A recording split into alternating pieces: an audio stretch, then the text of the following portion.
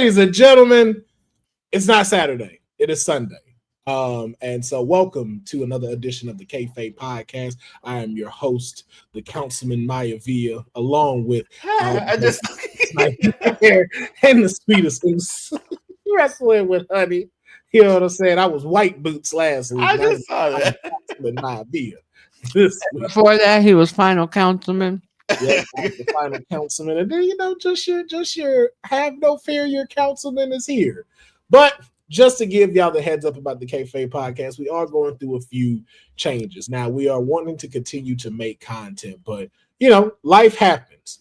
Honey has gotten a raise. She's now making Scrooge McDuck money now. Swimming in coins.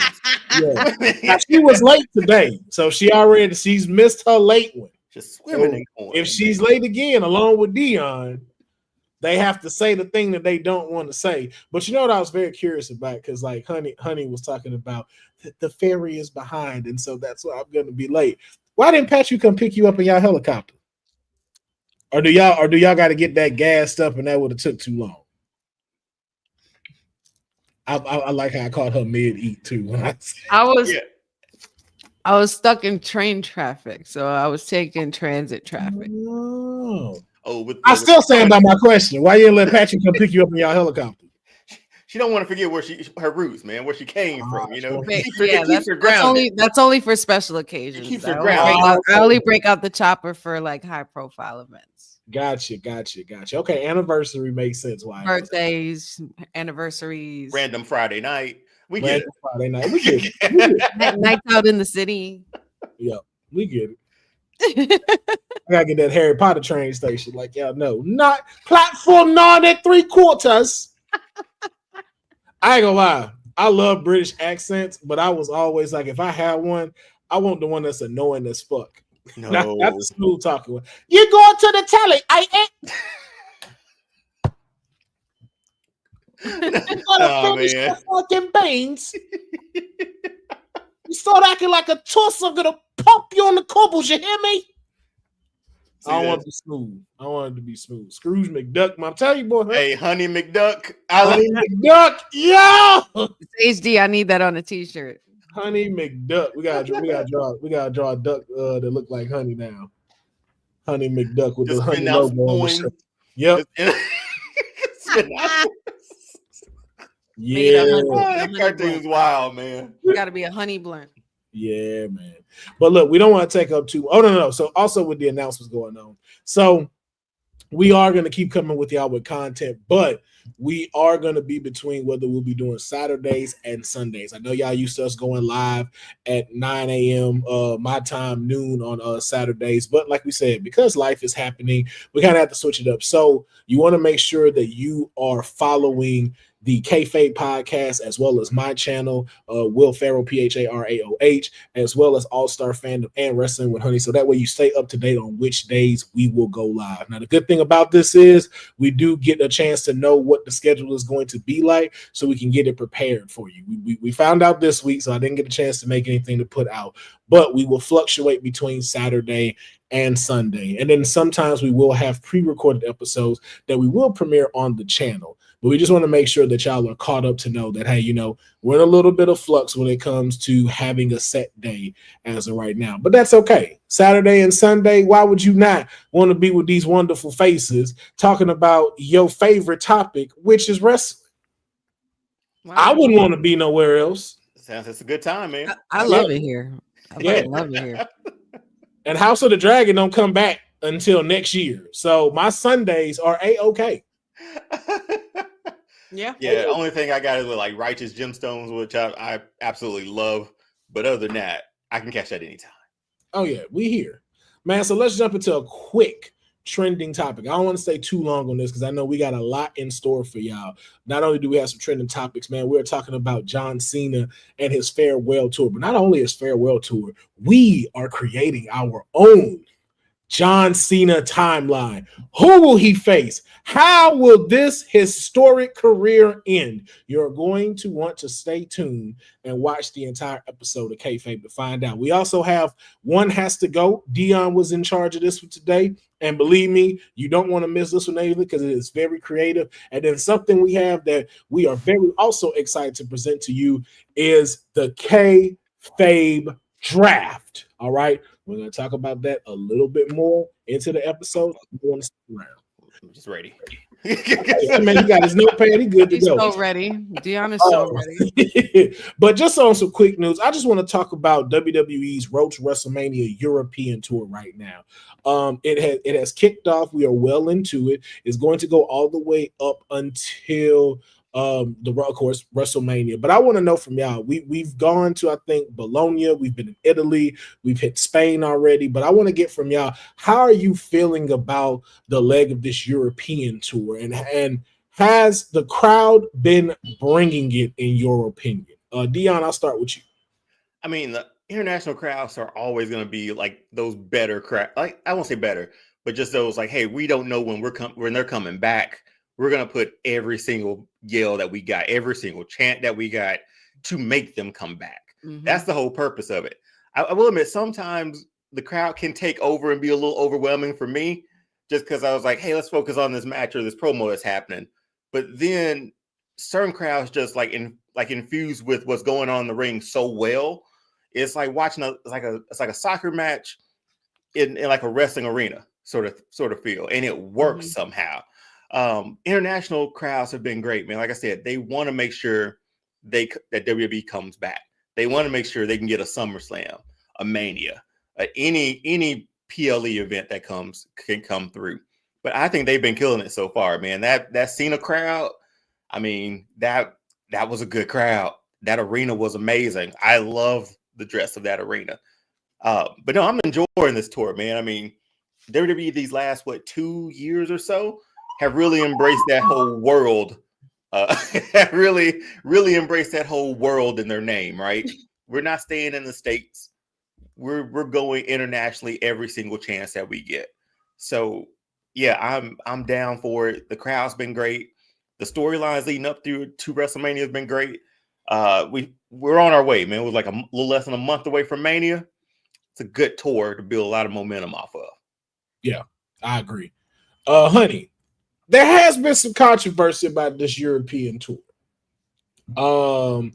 Some people in the IWC had mentioned that John Cena maybe should not have done his promo overseas, as they said that it didn't get the reception that it was supposed to, nor has certain other superstars, for instance, as like on SmackDown with Zelina Vega, especially introducing new theme music, having new attire, and the crowd seeming to maybe not be into it from, again, what the IWC is saying. But I want to get your opinion, honey, especially someone who does a watch party on Friday Night SmackDown. Of course, Honey Night SmackDown over there on Women's Wrestling Talk, if you want to check that out. But what are your thoughts on the IWC's opinion on the European crowd?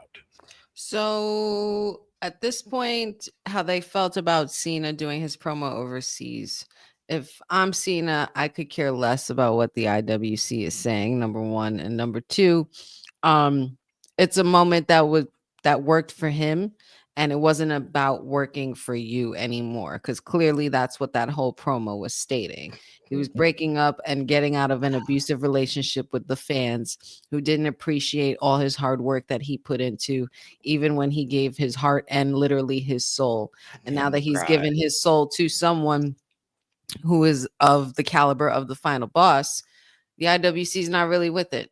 Does it really matter where he says this? Does it really matter what he thinks? I mean, it doesn't really matter if it's overseas or whether it was in Boston or whether it was in the United States or not. It was going to come either way. And you're basically going to just have to learn to eat that plate that you don't like and enjoy it, because it happened already and there's nothing you can do to take it back. But in regards to the international crowds for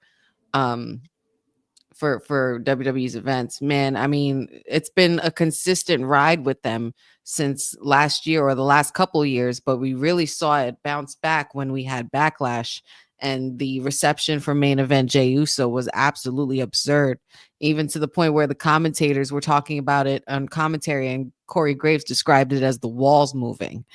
He was pretty much getting vertigo throughout that whole entrance. So it's a testament to the crowd and how much they are deserving of a great show like WWE, and of course worthy of viewing a product in their town and in their land.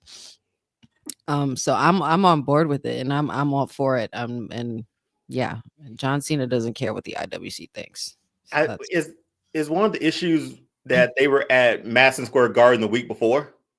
Is that the reason?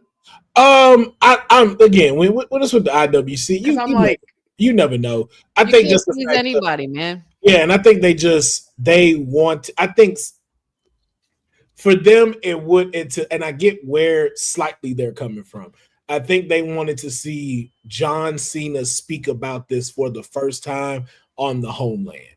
Like, let that be somewhere here. But it's like, this ain't about us no more.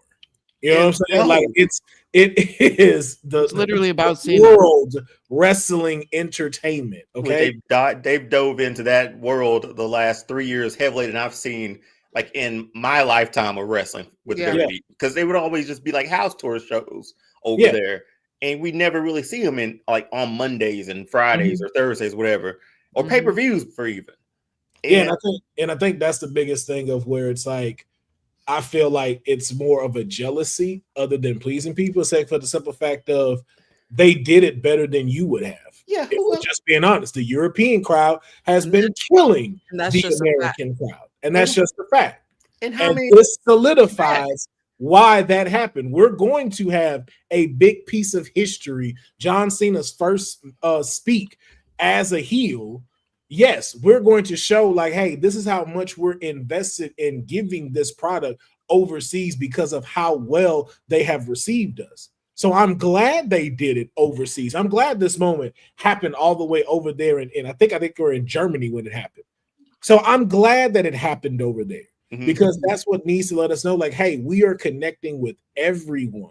Yeah. And you're going to get your turn when they come back. We'll see John Cena do his promo. And if anything, we're gonna get it to where, like, yo, we get the pinnacle of his heel. Yeah. We not on just the beginning part. Now we starting to hit into where it's like, oh yeah, we really got something. But then it gives you a chance to show what you can do as a crowd. Because that was the one thing I will say. I'm not gonna knock the crowd when Zelina Vega came out. Once again, I know like that's a lot of crowds are more prone to save their energy for who they have came to see. And so because we know Zelina was barely marketed about this, a lot of people didn't know that this match was happening until like either the day of or the day before. Okay, and so we know Zelina has not gotten all the airtime that she should, but I don't agree with them bashing, saying that they didn't do anything for her. I was like, no, if you heard it, she got a pop. It wasn't a Jey Uso pop. It wasn't a Street Profits pop, but it was like, yo, she got a pop. Like it again, and again, it's new music. Huh? Yeah, and it's like it's new music. They didn't know that was her just yet.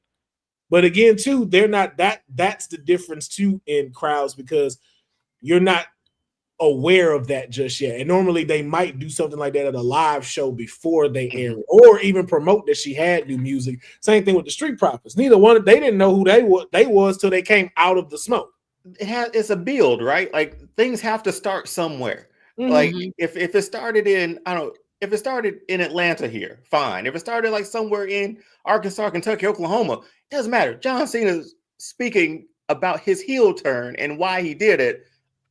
Do I really care where it's at? The problem with the recent the recent IWC is that their aesthetic is they want to be able to see exactly who you are and be able to like you as soon as they see you.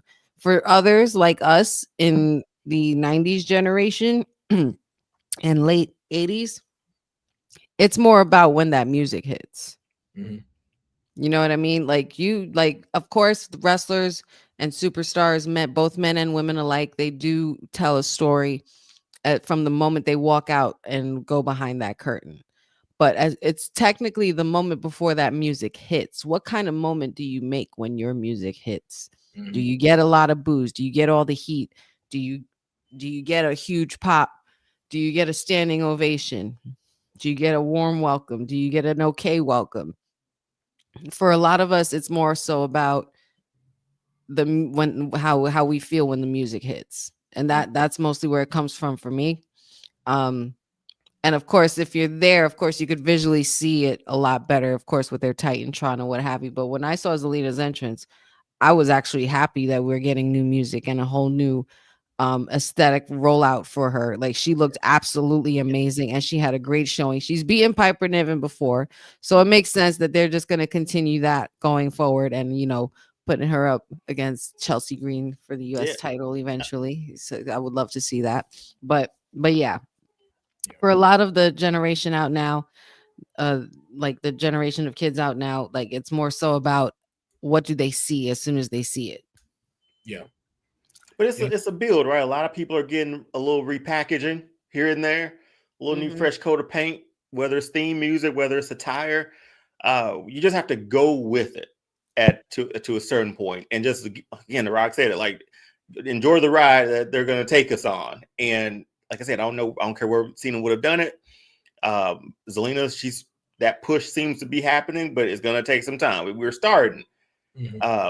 I hate to agree with Will with what he said on a statement in our messages about microwave society, about something else, but we won't talk about that right now. But a lot of people want the microwave, like they want it right then. About what? What are you talking in regards to? What are you talking about? That Little Caesars generation, I called him what he sent us. Yes. Setup. Yes. Just so quick. Like, give it to me now. Like, can we? Hey, man, let them build. Let them cook. But in this form, for this, we've seen enough wrestling to sort of know that's how it works. It never is like a flash in the pan where it's like, today's the day this person becomes a superstar. It may not go it may not go in the way you plan. Instead, something else might happen. You'll be like, "Oh, I was wrong. All right, well, we'll see what we do with this now." Yeah, that's all it is. Yeah. But even also too, as a fan, like, this is why I enjoy NXT, and I feel like the audiences for other shows could learn from this. This is not an easy thing to do as a performer. It's not easy going out there every night. Dude. But we're at an age now, we're at a time, even for the children, the assignment. You know that there's a good person and a bad person. No matter what, cheer, boo, hype these people up. Don't just sit there and just like, oh yeah, no, I'm gonna just wait till Jey Uso comes back. No. Perform for these people as they're performing for you. Right. That's what this all is. It's all of us together. It says it. Giving and taking energy. Yeah, then, now, together, forever. It needs that energy, even for Zelina Vega. And that's why I was so glad when the crowd again, and this goes back to the IWC trying to talk crap, when Montez was up by Los Garza and he flipped, and the way he sold it and just held it and hit that turn, and the way the crowd just stood up, I was like, yes. No choice but to applaud that man. Yes. I was like, Philadelphia, you don't do that shit. I ain't never seen none of y'all stand up like that. Well, we get it. That's the thing. Like, we get them coming to our towns multiple times a year, whether it's a house show, main show, PLE. We get accustomed to they're here. We like who we like. We're gonna do whatever. We'll see them next year. We'll see them again in 6 months. Right. No telling when they see John. They won't see John Cena again. Like, that's why they threw a lot of stuff into that. That's why they're so into it. Yeah, they can hijack it from time to time, but they appreciate it because they're there. They don't get it week to week like we get it, man. Like, man, fuck that, man. We need to go back drunk. WWE. That's what we need. We need to be up in there drunk and messed up. Throwing glass bottles, screaming and yelling. Yeah, we all screaming and yelling, man. Like, just that energy in there is always hype. That's why when I was at NXT New Year's Evil, bro, you felt it in there. You felt it, and we stayed cheering. But you have good cities that have good crowds too, right? Like I'll even say like Atlanta's a really good crowd, wrestling crowd. But then Uh, there's some of those places where there's you know that someone should have a pop and they're in a city like, and this is no offense to anybody, I'm not playing anybody's city or where they're from, but you're in like Iowa. You're not going to get a big pop for a certain amount of people that, like, say you would Seth Rollins, who's from Iowa, like, just so happens to be from Iowa. so I But lived in Oklahoma City, and it's night and day between Oklahoma City and Atlanta when it comes to wrestling crowds. It's night and day. Yeah. Oklahoma City, I love my time out there. Met my wife out there. It's great out there. But as a wrestling crowd, it was not fun. I come to my first one here in Atlanta, and I was like, I'm going every single time because they're a good crowd. And, wrestlers feed off of it. Crowd feeds off of it. It's reciprocal, man. Like, we're in this thing together. Yes, we are. Yes, we are. So get back in it together. Speaking of together, we're going to go ahead and move into our first big segment. We were talking about the John Cena, and his farewell tour. This is the last we going to see him. And so I thought it was only fair that since this is the last time we're going to see him, we're not sure where he'll pop up, when he'll pop up. So we decided to make it up for ourselves and see if maybe we will match up as this tour continues. So, ladies and gentlemen, I would like to present to y'all the John Cena's farewell timeline. that's okay. All right. Now, the way this is going to work is very simple. I didn't want to go fully into the tour like, oh, he's going to be at SmackDown on June 13th and does his. No, we're going to keep it simple. Right. I have put all the PLEs that we have to look forward to from Backlash in St. Louis all the way down to Survivor Series War Games. And the task that we had of us as the hosts are we were to pick how John Cena timeline is going to go from WrestleMania until his farewell match. And so, of course, those, if we are watching this live, you are more than welcome to jump into the chat and say who you predict will be at where. But I figured we start with the sweetest oos, and each one of us will be starting with WrestleMania. I'm sorry. Every time I keep looking up, she just, Sorry. I am ready. I don't know what he cooked for you, but it just looked fire. I don't know what it looked like, but it looked like it's fire. No, it was just some chicken, but now I'm having like dessert, and it was something my mother-in-law saved for me. So, boy, see, that's where you got that honey money. She had her appetizer, her meal, and dessert. Like, I have my whole course. Some of us just got main course, and that's it. She was like, "No, I have to have my dessert as well. The wine is next." whiskey, actually. You see, Honey McDuck is not playing.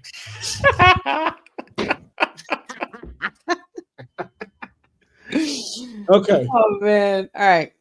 All right. So we're gonna start off with you, Honey. Now, Honey, we're starting off at WrestleMania 41. Mm-hmm. And of course, we know it is Cody Rhodes versus John Cena for the WWE Championship. Now, to start your timeline, who walks out as the victor of this match? Oh boy. I mean, I was going to be logical and be like, well, if Cody could finish the story last year, maybe he could do it again this year. But I was like, fuck that. John Cena's going to win.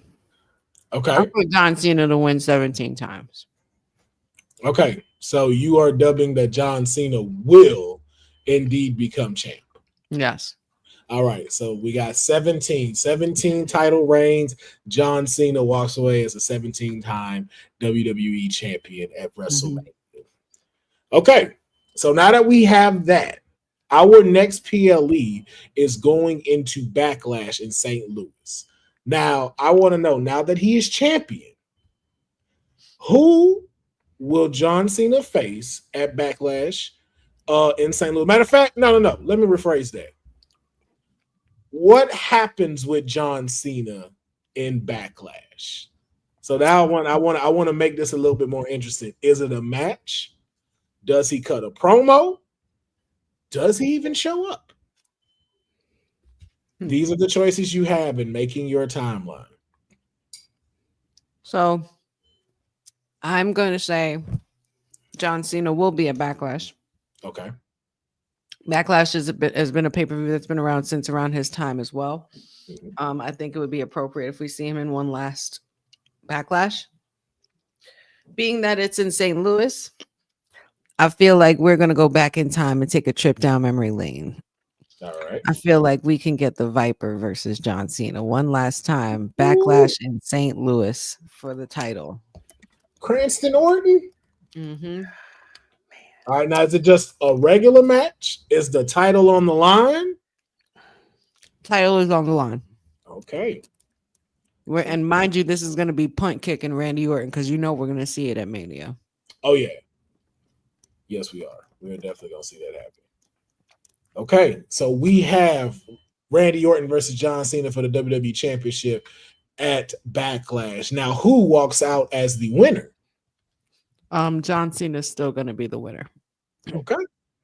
All right. So now our next PLE moves us into Saturday night main event, which is also going to be going head to head with a certain other company for All In. But this is also the week where these are two. So we have Saturday night's main event Saturday and then WWE's Battlegrounds on Sunday. Oh, wow.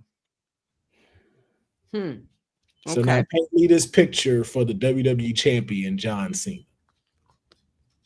I think he would show up at a Saturday night main event. However, I don't know if he'll defend his title or have a match. Okay. So I think he'll be more of an attraction, like for an attraction purposes. Okay. So he's just an appearance then. Yes. Okay. So now, is this just an appearance or does this lead to something? I believe this an appearance that could lead to something. I'm just not sure what that would be. Or do you want to just leave it at appearance? I'll leave it at appearance. Yeah. Okay. So now the following day is Battlegrounds. I don't think he'll be appearing at Battlegrounds. Okay. So no show. Okay. All right. Now we move into the illustrious Moolah in the Bank. I think this is where we get one-on-one CM Punk and John Cena. Ooh. Oh, that'd be. And it'll be an ode to their rivalry during Money in the Bank and both of them being former winners. I like this trip down nostalgia lane that you're taking. You see what I'm doing? I like it. I like it. Now, is the title on the line or no? The title is definitely on the line. Okay. Boy, championship is fucking me up today. Boy. All right. Now we're scheduled to have another Saturday night main event before the first ever 2-night SummerSlam. Mm-hmm. Oh, we got another one? Mm-hmm. It's said to happen. I'm not sure, but it said that it's supposed to happen. Do we know where this is happening yet? No, there hasn't. We don't even know if this is official yet for the Saturday night main event. Okay, I missed that one. So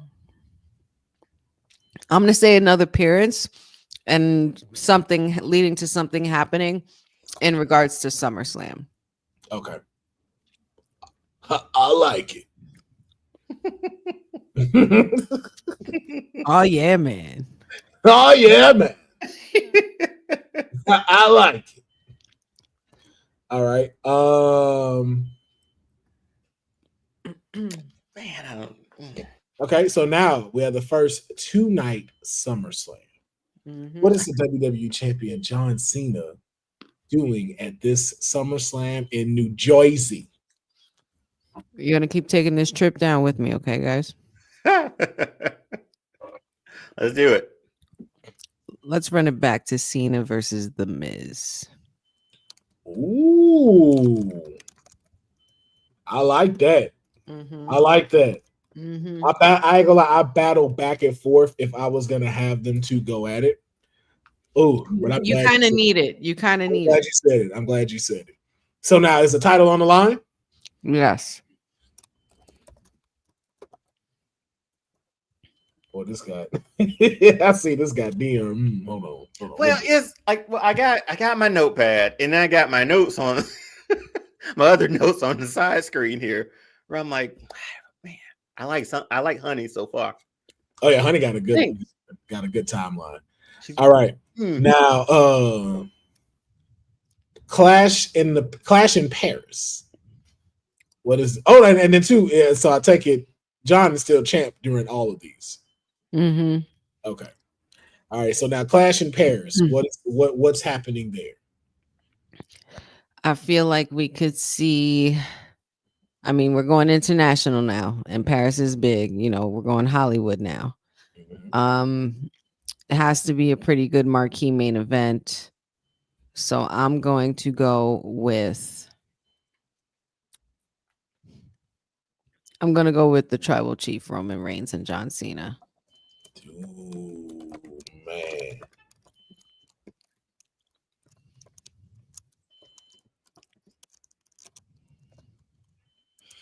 Whew. That's gonna be something right there. The Tribal Chief. Mm-hmm. Okay. And who's walking out? Not my Tribal Chief.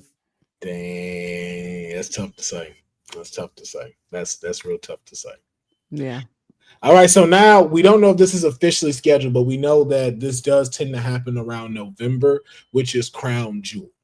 So if this is to happen, do we see the WWE champion competing at Crown Jewel, or what will be happening with us only one PLE away and then a farewell match? This would have to be one that I don't want. But this one would make sense, being that if they're in Crown Jewel, of course, they're going to be in Saudi Arabia. Saudi loves John Cena. And just as much as they love John Cena and as much as we hate him, they love Logan Paul. So Logan Paul versus John Cena at Crown Jewel. And John Cena's whipping that ass. Okay.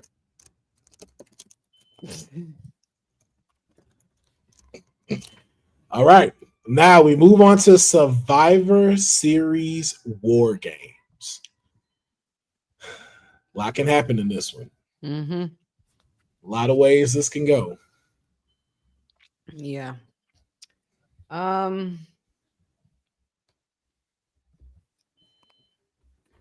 He's definitely going to be in a War Games match. He's going to be on a side.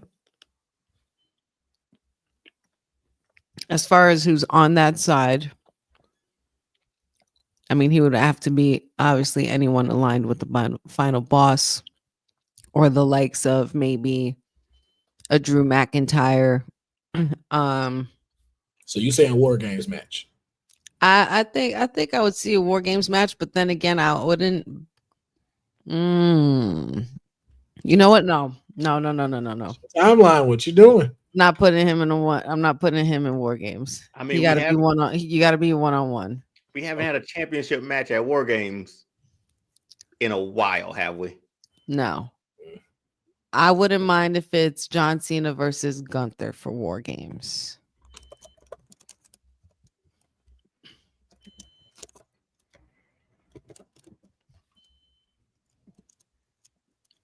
With the title on the line. Yes. All right. And last but certainly not least, we are hitting the end of this tour. Give me John Cena's final match. This is my timeline. And normally in my timeline, especially in the last year or so, I have this thing where I can manifest anything to happen, and it just might happen. And there's been a few instances where that has happened. So I'm just going to keep manifesting what I've been saying. Give me R-Truth versus John Cena for that farewell match. Give me that I'm sorry, I love you moment from Shawn and Ric Flair. And give it to me for John Cena and R-Truth. And have R-Truth, have John Cena retire and have him put over R-Truth, and R-Truth wins the WWE Heavyweight Championship undisputed title for the first time. Oh ever. my goodness. Yo, I just got to see John Cena once again in the corner like this.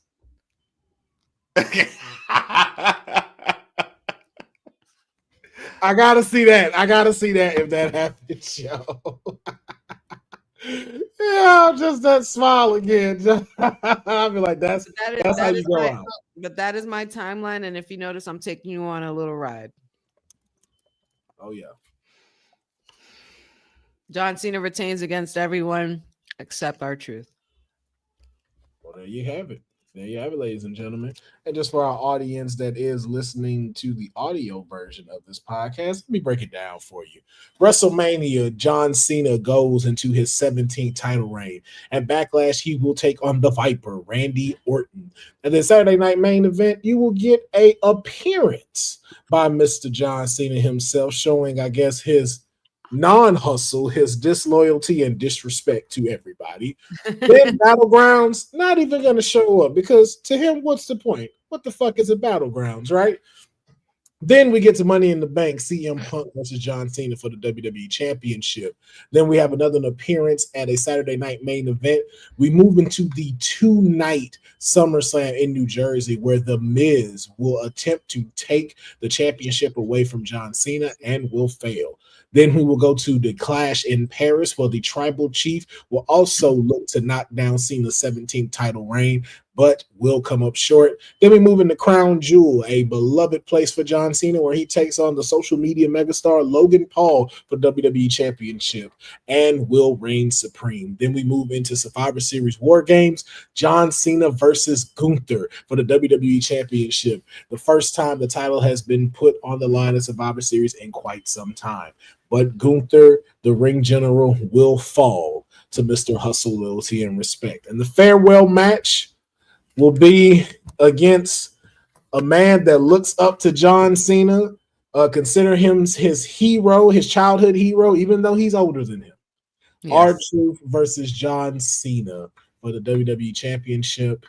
And R-Truth cements his legacy even further by becoming the new WWE Undisputed Champion. This is Honey's timeline. Deonne, your thoughts? That's good. That's good. I like the consistency with the nostalgia. We're pulling on the nostalgia strings. I like it. I like it a lot. Once you started with Randy Orton, I was like, damn, I know where she's going. And then you kept going there. And I was like, and I was like, okay, this works. Yeah, really good job, honey. I have nothing to say. Mine's is gonna be so confusing. Thanks, guys. Yeah, I will have to agree with the same sentiments as Deonne, man.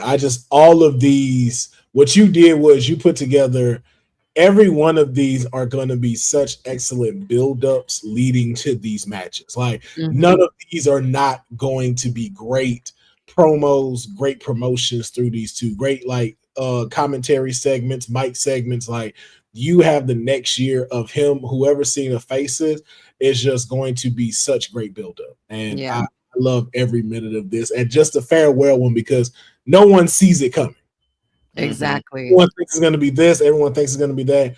And then if it does happen, y'all, for those listening and for those watching, and you guys too, y'all are my witnesses. Y'all heard it here first. Yep. We will clip that and be like, hey, listen, she called it.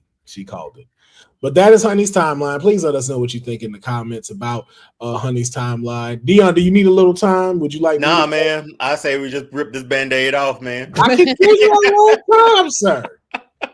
Can give you a little time to get rip this Band-Aid off, man. I'm okay. Okay.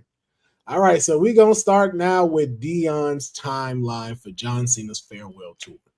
Now, of course, same as Honey, we're starting off at WrestleMania, Cody Rhodes versus John Cena with the WWE Undisputed Championship on the line.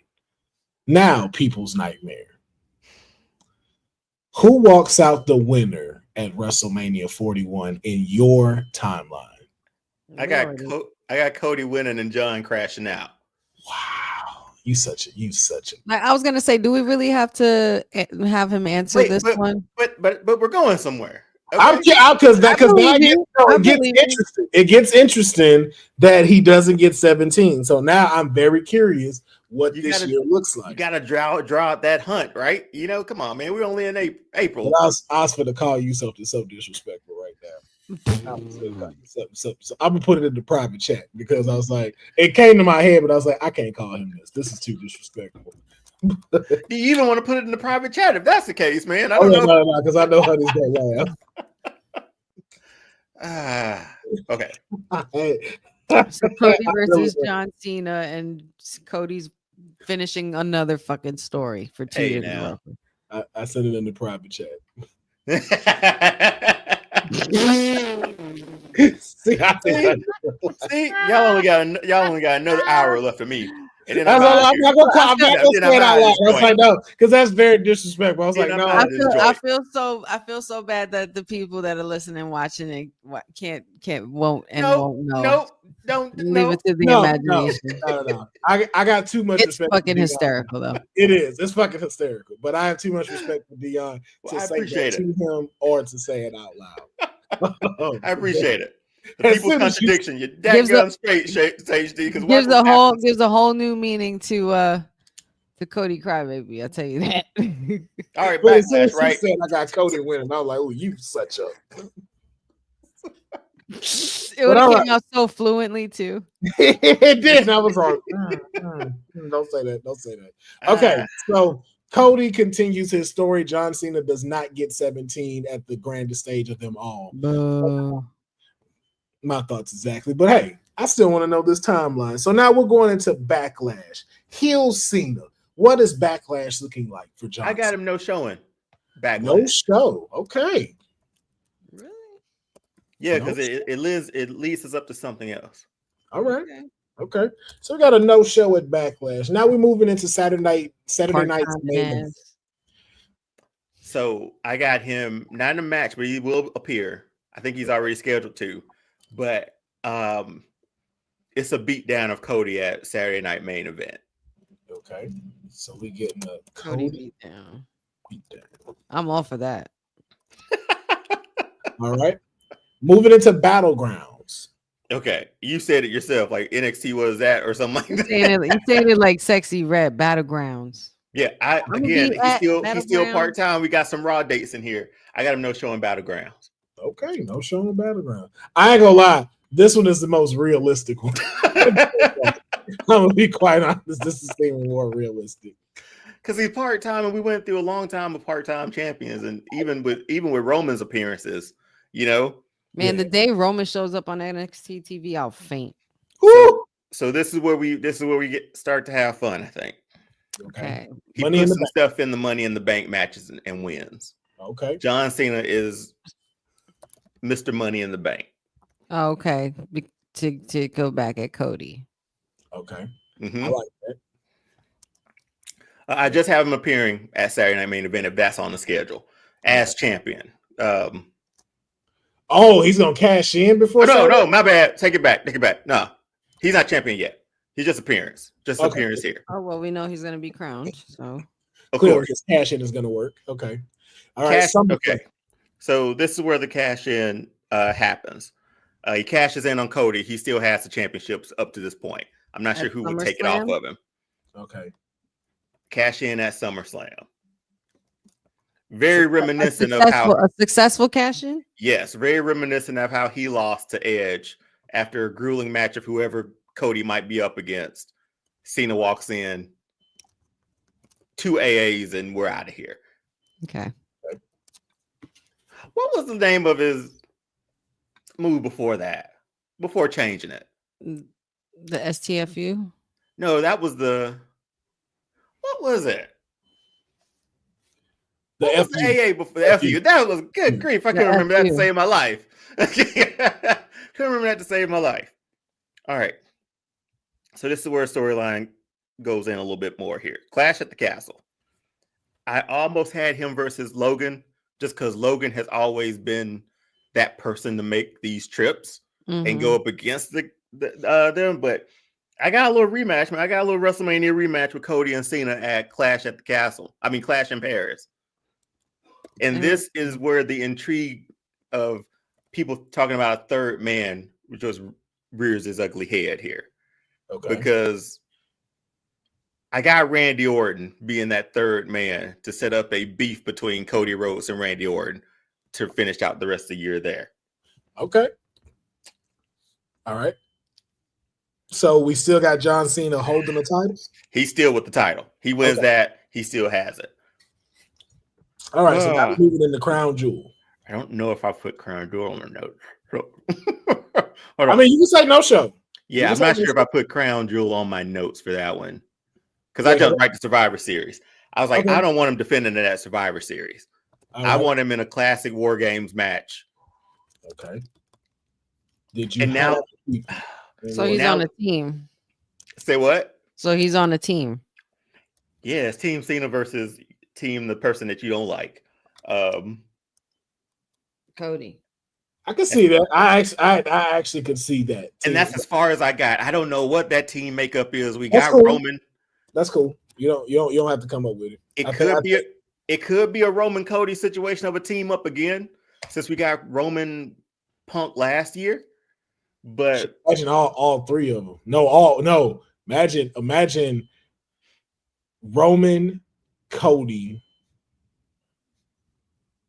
CM Punk, Seth Rollins, Kevin Owens. Oh my Lord.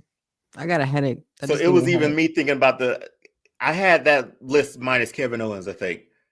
But no, matter of fact, take out Kevin because I don't think he'd be the perfect person for that. Drew. Take out Kevin, put in Damian Priest. Yeah, it needs to be another baby face, right? Yeah, he's good for like when we're getting into these big kind of rounds. I think Damian has proved himself well enough to be that good big man that's agile in here. I think he would do well in this kind of story. On Team Cena, though, again, it's The Rock's home of Survivor Series. I got The Rock competing, man. Again, this is a fantasy booking for me. I want The Rock in a War Games match somehow with them. Who you got for the farewell match? No. I was gonna say for the win. Oh, Team Cena wins this thing, man. Okay. Woo! Cena's winning matches in my mind, man. Except WrestleMania 41. Right, except which creates a better story going forward. Okay. Oh, yeah, that's your story. Very similar to a lot of lists I've made. This is like my third version. Then after this, his farewell match, I went back and forth on this one just because my whole timeline is between War Games and maybe his final match. Somebody starts pulling him from the dark side, man. That's my ultimate goal, is to end John Cena as a babyface again. Okay. And the only guy from a mic skill standpoint, I don't know if I want Cody again, but it has to be like an old rival that pulls him out of it. And that's where his farewell matches with CM Punk. Oh, okay. Okay. And this might be the one where Punk finally claims that title. I thought you were gonna go a different route with that. No, I got what you got, and I got, trust me, it's there too. You picked up on it though, right? I did, yeah, but it was already on there for mine. Because if there was a way to turn Cena back into a babyface, there's that way. Hey, don't worry about it. We're gonna get to it with mine. Don't you worry about it. Don't worry. Actually, I'm trying my best to get better, man, but it's scribbles on a notepad at this point. But no, that's I like this. My Cena timeline. I would love for him to win a Money in the Bank because he inserted himself in the Elimination Chamber. He inserts himself into Money in the Bank. Let's get this story rolling. Only one I wish I had on there was him versus Randy. That's the one that Honey has that I want. I mean, you don't want to put no show up in Backlash. Yeah, then they're in St. Louis too. No, it's too late now. Let me change it. No. This show my Cody timeline. You want it. Omaha. So you got it. So you get it. Yeah, Omaha. my thing is if you're gonna have Randy and Cena again, it has to be for a title. He's in St. Louis too. Mm-hmm. But then the title's not on the line too. But I get it. But That's if he wins the title. dang, But man, I have him winning the title. Edge got to be over there and trash AEW right now. So hell, Man, listen, Fucking he coach. missing out on all this. he missing out on all of that right now. Mm-hmm. I will. All right. I do like this list though, Deonne. I like I'm down with it. It's very he comes realistic. back to the It's very light. realistic. Yeah. Pat, you said it was Omaha for him.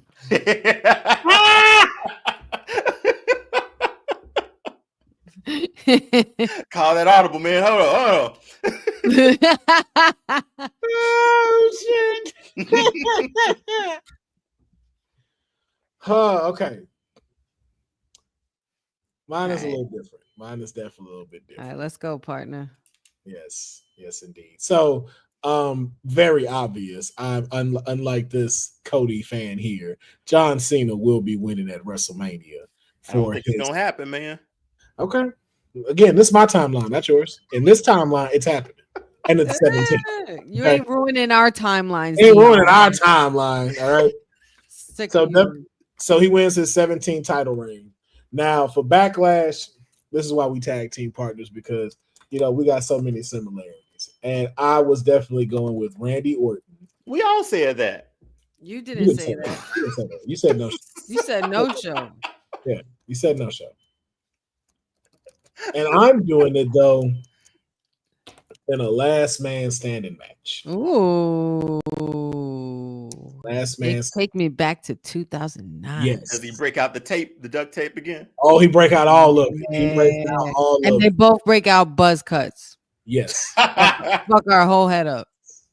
And yes, HD, he wins the championship. He continues to be champ. Now, this is where mine's got a little bit different because I also was keeping in mind that I want to see some of, in my opinion, the younger talent going over.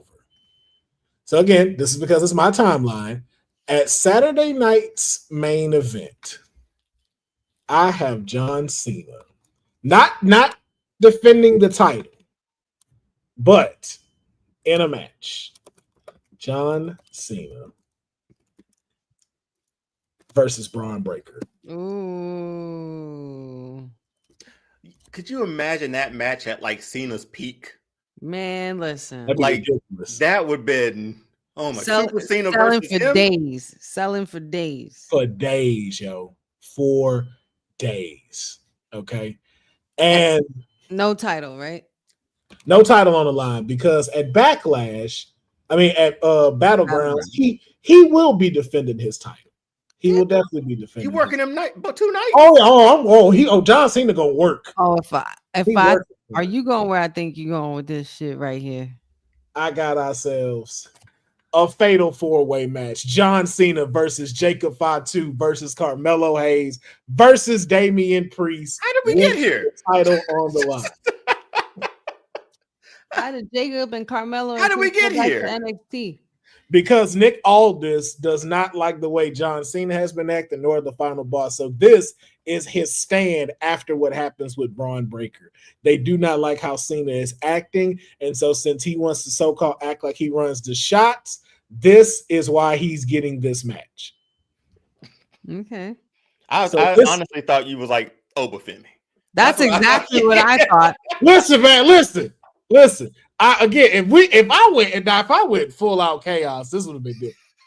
This would have been very different if I went. You enjoy pure chaos. You don't think this is full out chaos? It has Jacob fucking Fatu in it. He'll be all right. He's gonna be okay. Cena John gets out Cena of there gonna with the walk out title. as champ. John Cena walking out as champ. Right? He is? Oh, okay. Yeah, he gonna pin Carmelo Hayes. Oh.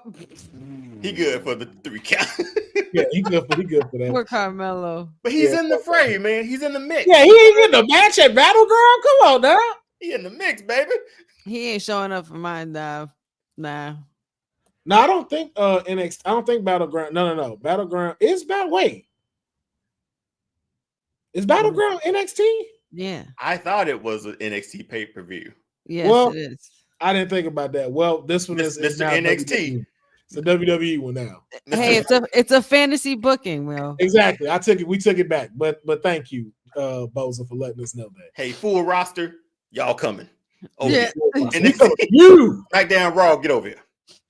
Yeah, so I just want that because again, it just highlights all of the upcoming talent that will be holding the ship down in the future. And I think just John Cena being able to be a part of this, especially with the way he is, I think it's a dope challenge. And I think for it being back to back with his last stuff, Saturday Night Main Event and this, I think it just works well together. Yeah. Now Money in the Bank, we taking it a little bit light. Not really though. I'm doing Kevin Owens versus John Cena for the championship. 2 heels, huh? Boy, Yeah. Those three, again, walk down memory lane there. Those 3 matches they had, my goodness. And for me, just Kevin Owens always shines at Money in the Bank. Like he always has like a highlighted moment. So for me, it's like, why not? But now I'm kind of leaning into of course, John Cena. John Cena whooping that ass. You know, Kevin gonna try, but John Cena whooping that ass. And then John Cena gonna wind up doing a pile driver to Kevin Owens. And then that's how he come back as a babyface. So John Cena is your definition for everyone's karma this year. Got it. Well, here's where karma comes to bite him in the ass, because now we're going into SummerSlam. And so SummerSlam, I haven't skipped Saturday Night Main Event. It's just connected. So for SummerSlam, it will be CM Punk versus John Cena. That's a marquee match right there. Yes. You selling tickets on that one. Like you, you putting asses in seats. Putting asses in seats on this. Glued. But at Saturday Night Main Event, before then, we're getting a contract. Smart. Very smart. Between the two. We're getting a contract signed between CM Punk and John Cena. And CM Punk, John Cena at SummerSlam, CM Punk goes over and becomes the new WWE Undisputed Champion. Look in my eyes. You know the pop that's going to happen in New Jersey when he wins? I'm selling tickets right now, man. I'm selling. Neon lights. Boy, I'm in there, man.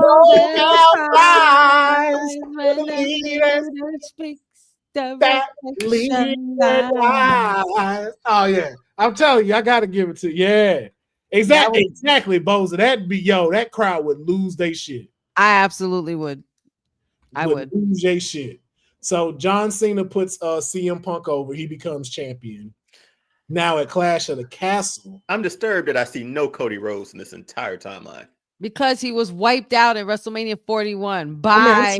I'm sure he has 2 straight years of your boy. Whoa, you're not sick of his ass yet. I'm sure he got matches at these PLEs doing something. Enough. This infatuation. This obsession. He can't get a break. This obsession with screwing up timelines. I'm trying to put the timeline back together. You talking about, I don't see nothing here. Come on. Clash in Paris. Come on. Clash in Paris. This is where Cena flexes his muscle with the final boss. Gunther versus John Cena for the world title. You and I were on the same wave, just switched up a little bit. Yep. And on this one, this is for Gunther's championship now. Yeah. So are we unifying these boys? No. John Cena lost his Cena. Oh, he lost. That's right. He lost. Yeah, and I say he pulls his card and he goes for Clash in Paris against Gunther. And then John Cena beats Gunther and becomes the world heavyweight champion. And we at 18. And then I want a picture of him on Raw shaking his own hand. Oh my God, stop. Remember, because y'all can't see me, so I'm shaking my other person's hand. Congratulations. Or the equivalent of Wilt Chamberlain with the 100. It's just him with 18 on a piece of paper. Yep. Definitely need that, Cindy. Definitely need that. We didn't get into all of the Monday Night Raw and SmackDowns because we'd have been here all day. Crown Jewel. What'd you say, Deon? Oh, we'd be here all day if we went through whatever the rest of his dates might be. Yeah, we'd be here, all this time. Now, once again, why she's my tag team partner. We were on the same wavelength. Logan Paul versus John Cena. They love it. Yeah, and the world title will be on the line. And then we get Survivor Series. Who's winning that one? Oh, John Cena whooping that Okay. ass. He gonna put that boy to sleep. Logan Paul getting this work. He's gonna Yeah, get folded. Yeah, number 18. Now, Survivor Series. I know this could be a match set for the show of all shows, but I'm still sticking with I think this should happen there. The Rock versus Cena. He's got to be there. Part 3 for the world title. Oof. The final boss has to beat his own creation. Yep, but he's not going to be able to do it. He's not going to be able to do it. John Cena is going to put an end to the final boss. Oh my God. And John Cena's farewell match. Title on the line. Bring it back to the light, man. John Cena versus Brock Lesnar. Well, all right now. Title. And Brock Lesnar is going over. Oh my God. The only reason why I'm doing this is to set up for Gunther going to WrestleMania. Against Brock to win back his title. Yep. Oh, I like that. I like it. Yeah. I like this. I dig it. Yep. King Mike, I'll say, boo! I said, boo this man. Boo! Hey man, listen. Y'all know it sells. It's a fantasy. It sells. It's a fantasy booking. It y'all. sells. It does. Again, could you not see this happening? You know, I wonder what a John Cena and Brock Lesnar match would look like without a Vince umbrella. And with John as a heel. And Triple H at the head of the helm. That's the reason why I'm so curious about it. Like I get where King Mike Hall's coming from because of how he's been, promoted under Vince. But now that you have a different regime, you're under the TKO brand. That's the reason why I put that. I'm curious to see. And again, so just to even say this, Deal, it's not a future. This is literally just a one-off because everybody wants to see Gunther versus Brock. That's all I needed for. After that, Brock can go. Like that's why it's no future with it. We got somebody to fill in for Lesnar. Yeah, but we've been wanting that. Like we got somebody that Gunther can go up against. Who? That's equivalent, maybe even that much more impactful than Brock Lesnar. If you say who I think you're going to say, I'm gonna call you when I said I wasn't gonna call you.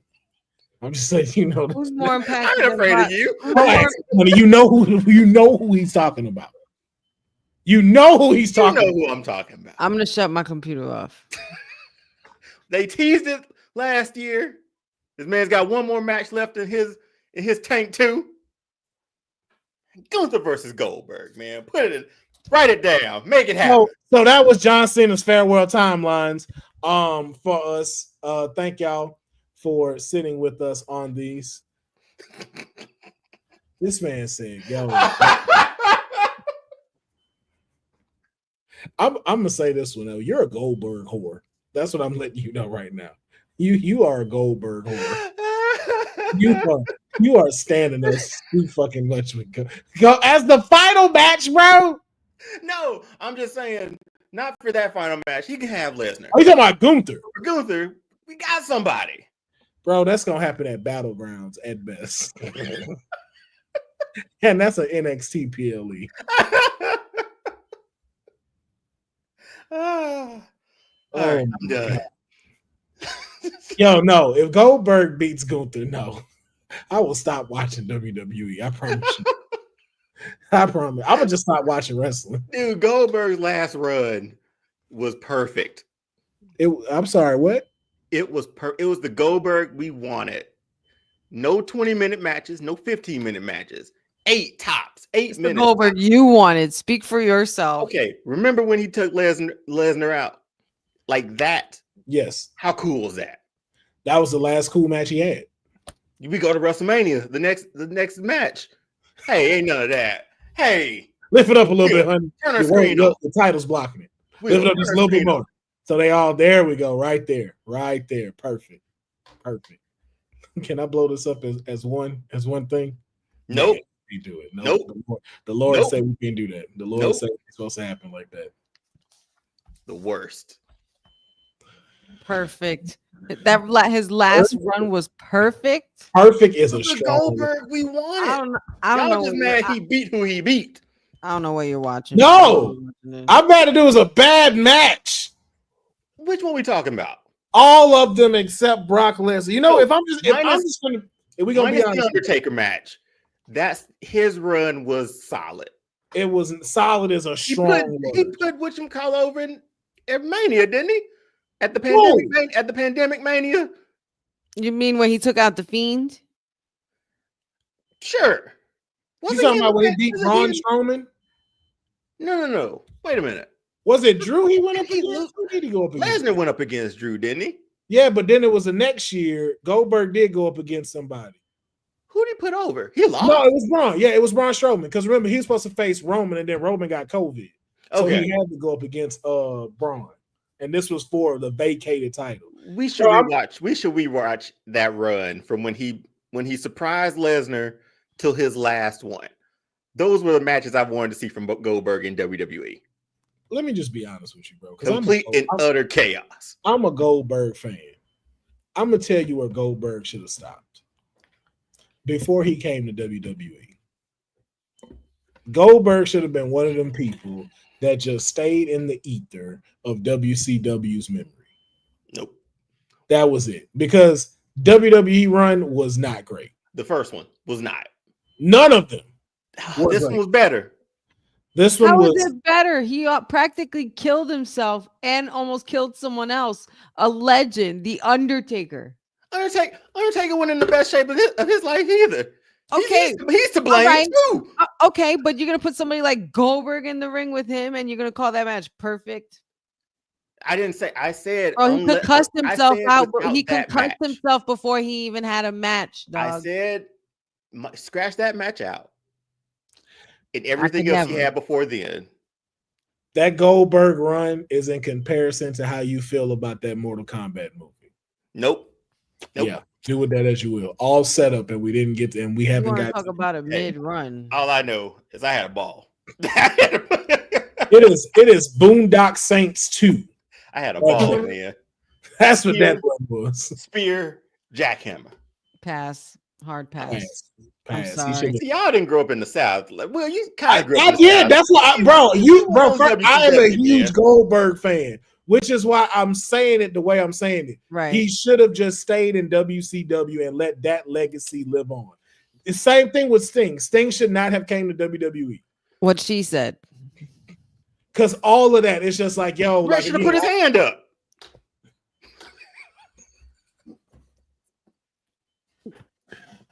So we're gonna move on to the next segment. One has to go. If this fist could go in, I swear to God, just stretch through the screen and just knock your ass out, Deonne.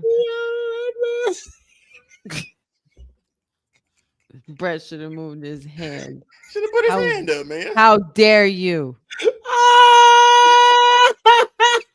sorry. That shit was vouching for this old ass, weak ass, non-wrestling ass.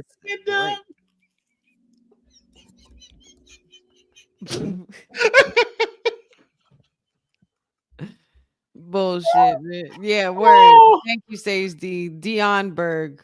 I'll take it. I hope Dylan sees this because he's gonna put me on Brett's face and you on Goldberg's.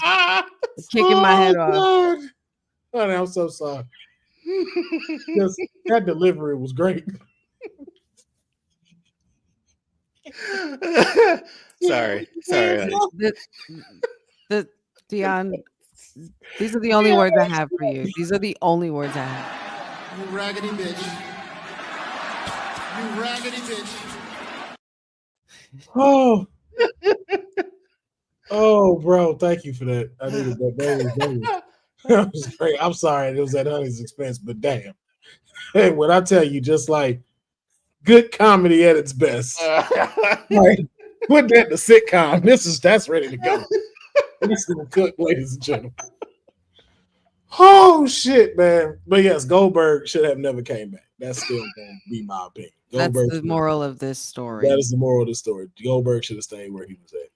But now we are moving to One Has to Go. And as y'all know, we normally rotate through hosts about the One Has to Go.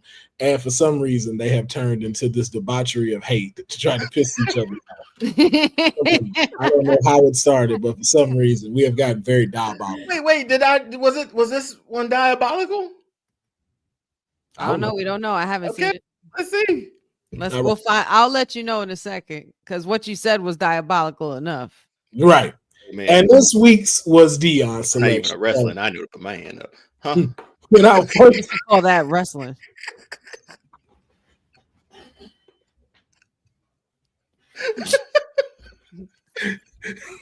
I'm sorry. The only thing is, I keep imagining Brett just doing this. It's not funny.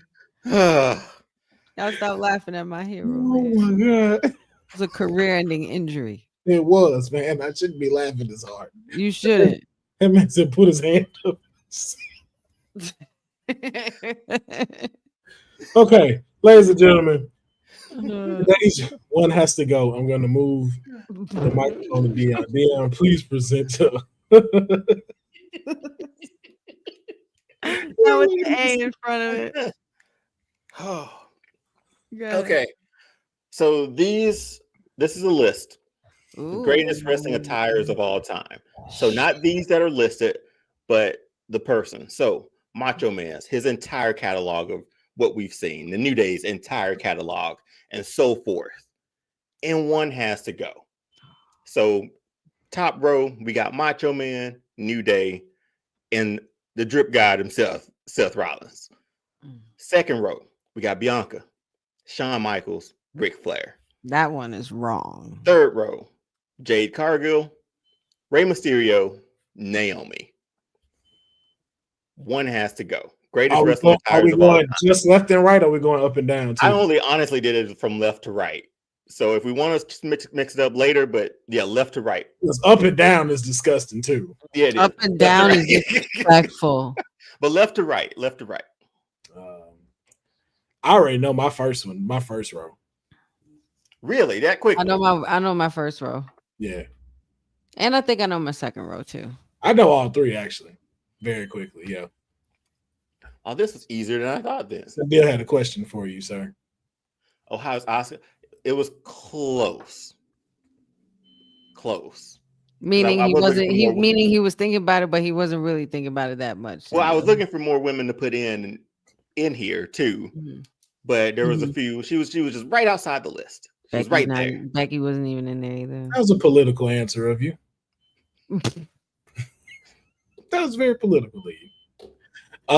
I can go first. My first row, Seth can easily take his non-dressing ass out of here. The year he's had, man. I don't like shit he wear. I don't like nothing. Oh no! Wait. Are you talking about his entire career? Yeah, this is what we talk about. Like this is the greatest wrestling attire. That's why I'm like, you sure about that? I'm thinking about only the time when he invaded Becky's closet. Oh, all time. This means White Ranger, Thanos. What's the god? I mean, I got the Game of Thrones gear he wore. The White Walker gear. So greatest attires of all time. Macho Man, Thanos gear. Macho Man can go. Like, and this isn't even like one of his best attires because he's wearing a hat. Honey, you can't jaw drop for that. First off, if you say New Day, you wildin' if you say New Day. You're wildin' if you watch me say it. Watch me say it. So Will, who you got? I got Macho Man. Macho Man was fly, but even the Macho King. The fact that you have a butt in there is crazy. It's great. But New Day attire and Seth Rollins, bro, they was killing it. That speak to my nerddom. Like, how can I compared to those two and Macho Man, the only thing he got to hold up is everything was sequenced. That's it. But you had so many others that gave you that, like Gorgeous George gave you that. Ric Flair gives you that. But that's kind of as far as like what I call the shiny peacock. Out of these three, I'm saying Macho Man can go. All right, Will. I respect it though. That was a hard decision to make, though. It's not as easy as I thought it was. That was a very hard decision to make. Honey, who's getting out? One has to go. Who you taking out? The New Day. You wild. Explain. Please explain. Macho Man was pretty much the originator for this first row. Two, I understand the reason why for New Day, but if I had to pick, I am a deep lover of King Troy, who is the one who styles Seth Rollins and Becky Lynch and a few other superstars. So I have to keep Seth. So you bias. That's what that is. You bias. And here's my thing. Biased from my childhood through Macho Man, biased from an acquaintance on Seth. See, that's why this one don't count then. Because that's why this one don't count. What do you mean it don't count? First off, one has to go. It's my New Day dressed as the Green and White Ranger. The Green and White Ranger. That also speaks to your childhood. That was of course it does. It was amazing. That's just one pick that I gave. The color by numbers. And it's three of them. The color by numbers. That as time went on, Kofi started coloring in his gear. And I don't understand why is it that just because they're the ones that started, that keeps them in there. I don't think that should be a thing. Like, yes, it's great you started. Don't mean somebody surpassed you. That's like saying, yes, James Brown is way better than Michael Jackson. No, the fuck he's not. Michael Jackson is number one. If it wasn't for James Brown, sure. That doesn't mean he needs to be number one. And that's not a direction that you, honey. That's just folks in general. I just want to make sure you knew that energy was not directed to you. Just people that be saying that. I just wanted to make that clear. Because I got you. Like I was yelling at you. No, I got you. Yeah, but it'd be that same shit with Biggie and them. They were like, yeah, he had top 5. He had 2 albums. Either way, I said 30 years. Either way, I said what I said. New Day gotta go. All right. So what's your pick, Deonne? Will, I'm on your side, man. I love Mach. I love him. But Seth Rollins and that all white, that's when it started for me.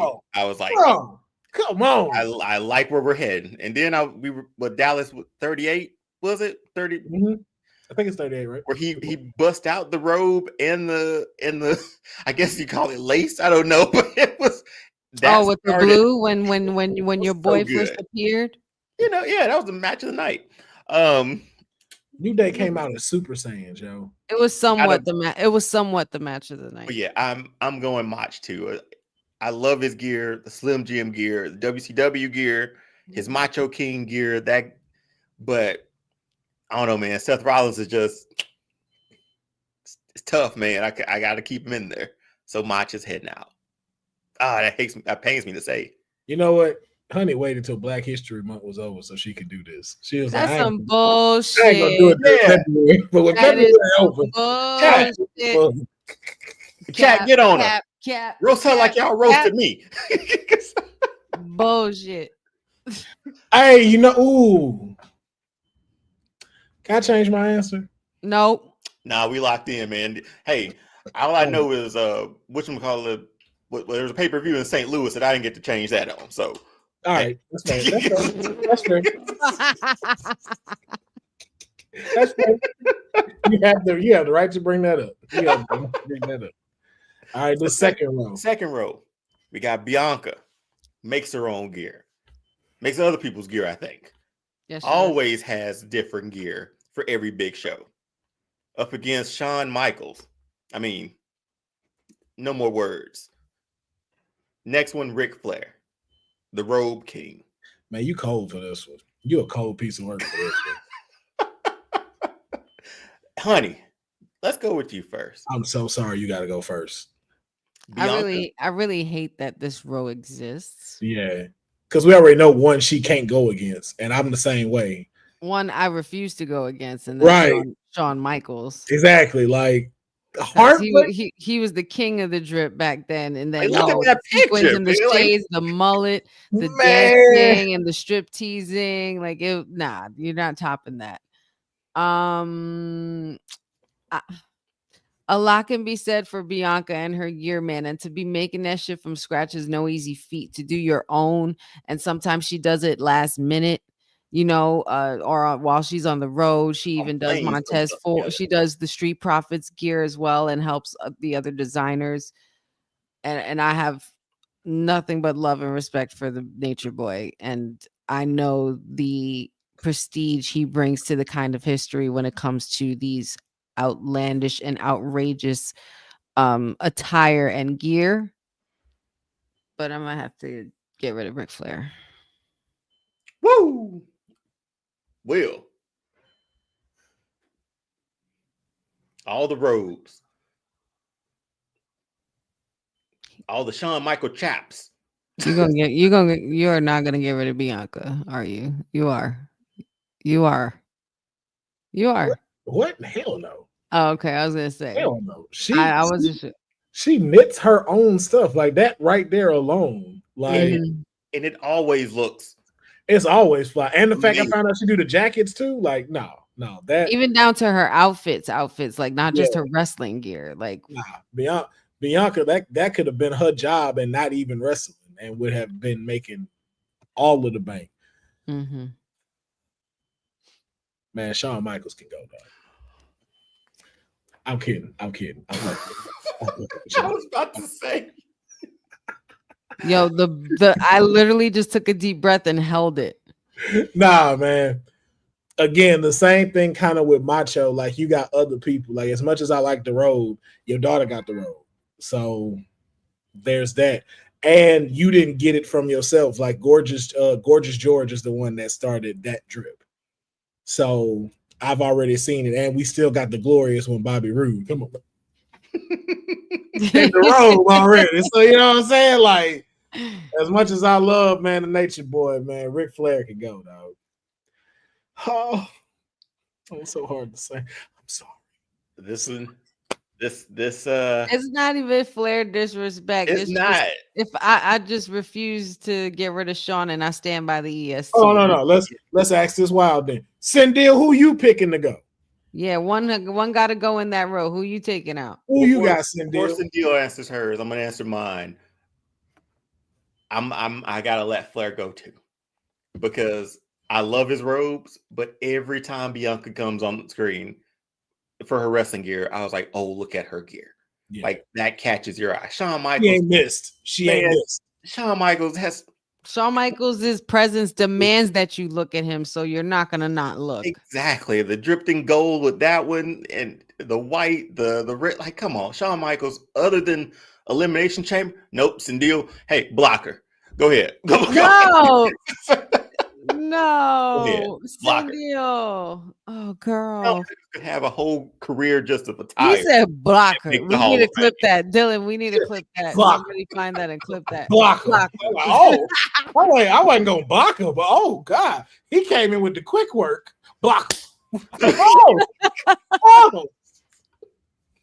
No, Shawn Michaels is always going to be in that top four. Because I even look at like the creative wrestlers I make. Mm-hmm. They dress very much like Shawn Michaels. Like you take a lot of experience from a lot of his looks from, but I'm the same. I'm getting rid of Flair. Third row, Jade Cargill, Rey Mysterio, Naomi. Will started with Honey last time. Let's go with you. That's very easy for me, Jade Cargill. Even every time we see her, we say something about her gear. I don't. It ain't the it ain't the gear that stand out. It's the in this particular case, it's the person wearing the gear. Because if you took that and put that on somebody else, it'd be okay. You'd be like, okay, this is okay attire. Once you take away the lure of like it's Jade, all of her stuff is just like it's an okay attire. It's nothing that's ever like stood out. It's either silver, it's black, or it's white.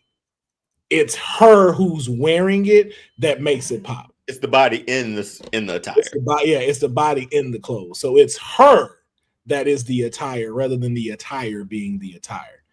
Ray's mask alone, I can't take that away. Like just off the mask themselves. This man had a Louis Vuitton mask on when he won the World Heavyweight Championship in WrestleMania. You can't tell me nothing. The fact that he has like streetwear mask is amazing to me. It's wild to me, man. Yes. And Naomi's just the fact that you can make so many different designs with neon colors. It's like, come on, yo. And when she did the belt in neon too, that is still part of the attire. I'm just like, when it comes to them three, I'm like, it's easy for me. Jade could go. Honey. Shit. This is tough.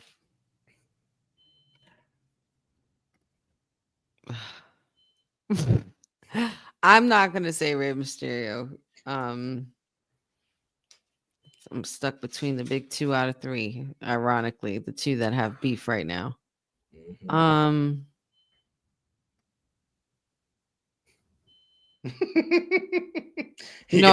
not trying to be on nobody's bad side, and but I'm also trying to make sure that I'm in good standing with a friend of the show, and that is Trinity Fatu. So I'm gonna have to agree with the councilman and say Jade could go. Just to go over that comment with the Rey Mysterio got masked for every day of the week, like old people messing. Like, just imagine like you open up a drawer and you got like those slots that say Monday, Tuesday, Wednesday, Thursday, and his mask are in there. Hilarious visual. Just opening the drawer like the 3 ninjas. Hilarious visual. Each row a different color. Yep. I get what Will you're saying about Jade, but her gear has been great. She's done some cosplay stuff too, here and there. Rey from WCW till now, can't say anything bad. Rey is staying. Yeah.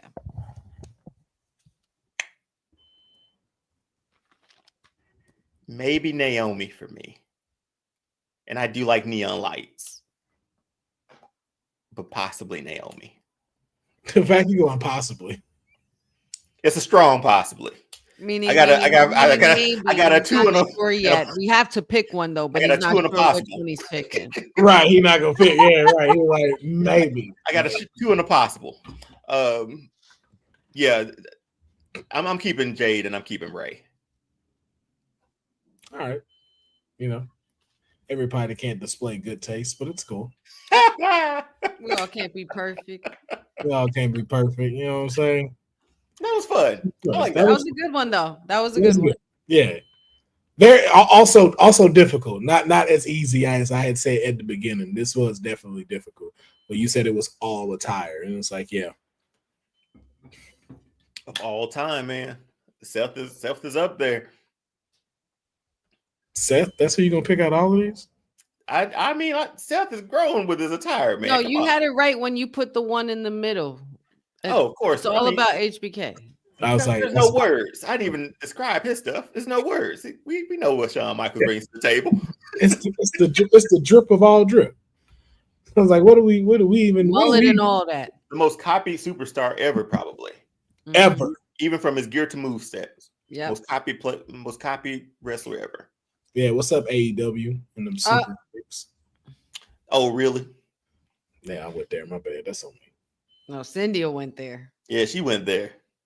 What'd she say? She said Goldberg fan Deonne picking Trinity makes sense. Hey, all I know, Goldberg had black trunks, black boots. I should have put him on this list. Why? He would have been all 3 that gotta go in every row. Every row. I was just in the row. Any direction. Goldberg gotta go. Goldberg gotta go. Goldberg gotta go. He ain't even in the row itself. Be like, we on row 2. Goldberg. One of these days, I'm just gonna make all 6 panels Goldberg. Depending on what you're giving us. Depending on what you're giving us, though. Depending on what it's about. But all right, we're about to get into our final segment. This is something that we will be doing for the next couple of episodes. So this is going to be part 1. Ladies and gentlemen, after WWE's WrestleMania is concluded, they are going to start the WWE draft. Okay? Superstars being drafted to different brands.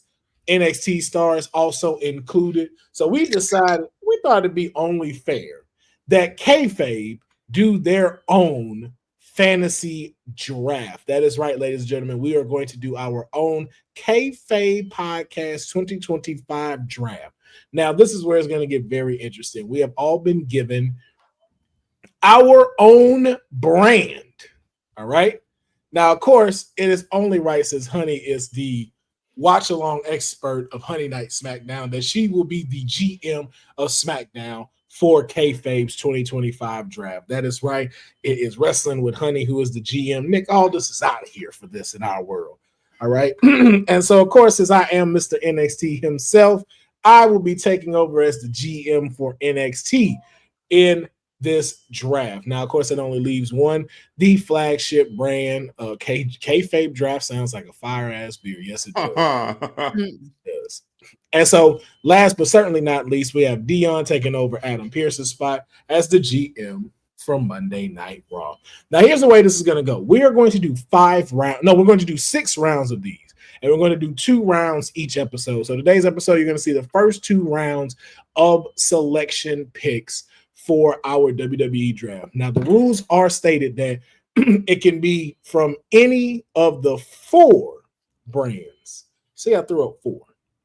That includes Monday Night Raw, NXT, SmackDown, and TNA, because they are a part of this partnership. All rosters are on the line. Now, the only thing is, once a brand has selected a person, you cannot select that person as well, and we will not have them doing double duty. They will be only exclusively selected to one brand. That is going to be it. So if you have someone on your list and someone else has picked them, you're going to have to try to redefine your list. Now, once again, like I said, we're going to have six rounds of these with 5 superstars for each round. So on this episode, you're going to get to see us do the first 2 rounds of the draft for us. And so I'm going to ask the crowd. Which brand should go first? Who gets the first pick in the Kayfabe Podcast draft? All my Goldberg fans out there. Man, fuck Goldberg. Fuck Goldberg. Oh, Boza says Honey for SmackDown. Let's see what else. Come on, in the chat, let us know who is the first one to select their draft. Shout outs to the viewers. We see you. Don't be shy up in here. Yeah. On an unrelated note, I completely forgot that Axiom was a kid. I did too. Completely forgot. I was like, where'd that kid go on the wax on, wax off? Where'd he go from that UK? Well, I liked him. He was on the video game like a year or 2 ago. Yes, he was. Then I was like, where'd he go? He put a mask on and became Axiom. All right. Sendil, Boza, Pachu, man, you lucky Pachu. Hey, that's an in-house thing, man. Come on now. I mean, he is a viewer. It counts. That one. It counts, but we got 3 going for SmackDown first, which I think is only right that the lady of the show goes first. So, Honey, you have first pick in the official draft. And see, even Amanatu's son said Honey. So, Honey will be going first. Honey, please tell us, who is your first round draft pick on SmackDown? With the first round draft pick on SmackDown as part of the Kayfabe draft of March 23rd, 2025, SmackDown selects Matt Cardona from TNA. Oh, wow. Matt Cardona, the number 1 draft pick on SmackDown. Well, don't have to worry about getting him. I don't have to worry about it. Don't have to worry about that anymore. Please. All right. Well, we also have people say NXT next. So I think it will only be right that I will go, and then we will move into the next order. So, in the first round pick of the draft, NXT selects the American Nightmare, Cody Rhodes. Oh. Adrenaline. What's up? Something, Cody Rhodes. Do it all to get along, baby. Where my pen go, man? I be The damn. round is here. About to blow. Whoa. Wait, Blueberry up on these hoes. I'm the girl. Hey, y'all only got me. Y'all only got me for like 15 more minutes. So y'all better. You said my time is precious. My time is precious. Okay. Can we stay professional, please? Damn. Yes, I have selected the Rhodes. All right, Monday Night Raw. The Deonne, you are next in the pick of the draft. What's your first round draft pick? Well, my first round pick for this one, since Cody's not on the board. I was gonna say it ain't Cody. You know what? I'm gonna build my brand differently. Give me Stephanie Vaquer, pick number 1. Oh, wait a minute. No notes. Shit. He said. You gonna take Stephanie away from us? You damn straight. This is how I play the game. You played the game first. Damn. Oh, I was just staying neutral. You see me? please, Stephanie. Oh, okay. I'm gonna build Raw a little differently. Okay. Stephanie Vaquer, that's not a bad number 1 draft pick. D says crash out, Deonne. So because you went last, we're gonna switch it around again. Deonne, you are back up. Please give us your second pick of the draft. Fantastic. I'm taking Roman as my second pick for this draft. So I just secured my men and women's division. How you feel about that neutral now, honey? Shut, man. I wish Roman music had. I don't lyrics. feel. I wish his music had lyrics right now, so I could sing. Well, it don't. Oh, you can. All right. So I guess it's me next. My next selection in the draft, NXT selects Bianca Belair. Good pick. Back to NXT. All right, honey. It is now back to you. Who is SmackDown's second selection? With the second pick in the first round of the Kayfabe draft of 2025, SmackDown selects Roxanne Perez from NXT. My client? Take them all. She's my client now. Oh, sing solo. So she's taking it all. she's taking it all. Settle the score. Oh man, not. All right. I'm gonna lose. It's my pick since I ain't went first. Our third selection in the first round of the Kayfabe Podcast 2025 draft. NXT selects the tribal werewolf, Jacob Fatu. Good pick. Good pick. Good pick. Excellent pick. All right. SmackDown, it's on you. Hold on 1 second. I'm just trying to keep up with everybody's picks here. Okay. You can also see it on the screen. No, I know. I just want to write them down for myself too. I like that though. I like that. Yeah, I like my notes. I like that. Oh, I forgot. You also put Bianca in there. Bianca Belair. Yes. Okay. Bianca Belair is your second pick, right?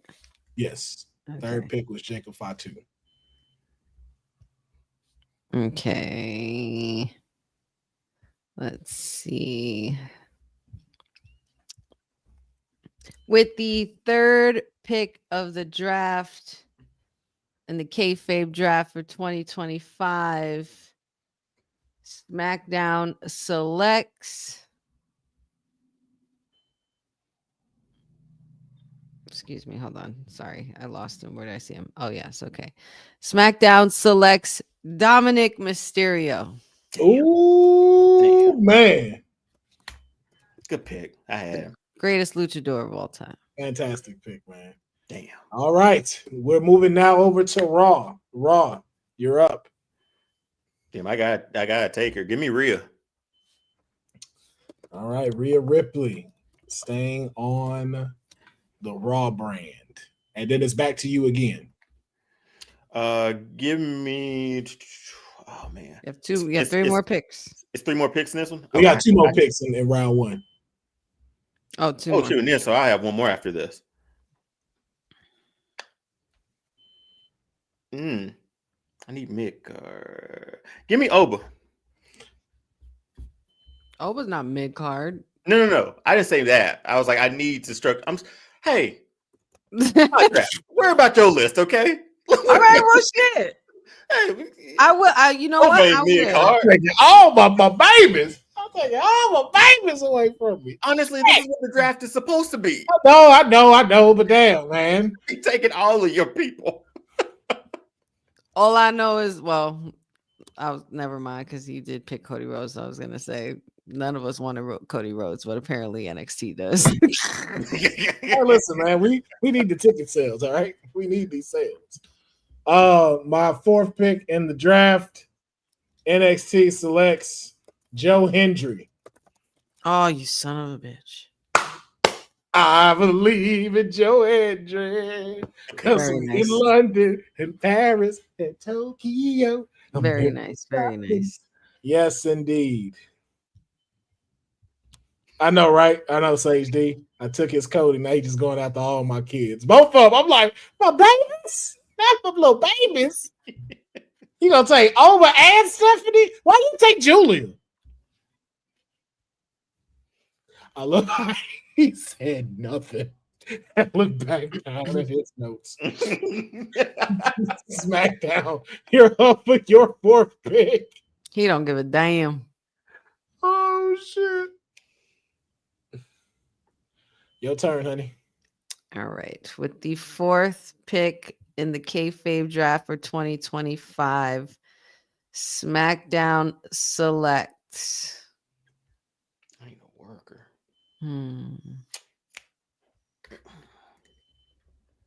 Hell yeah. Hold on 1 second. Sorry. SmackDown selects Asuka. Ooh, okay. Did I spell Oscar right? I hope so. ASUKA. ASUKA?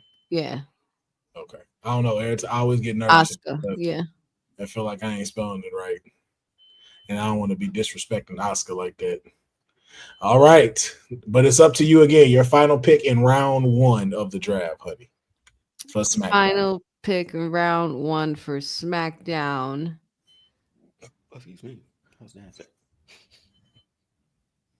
Okay. So with the number 5 pick in the draft for Kayfabe Podcast of 2025, SmackDown selects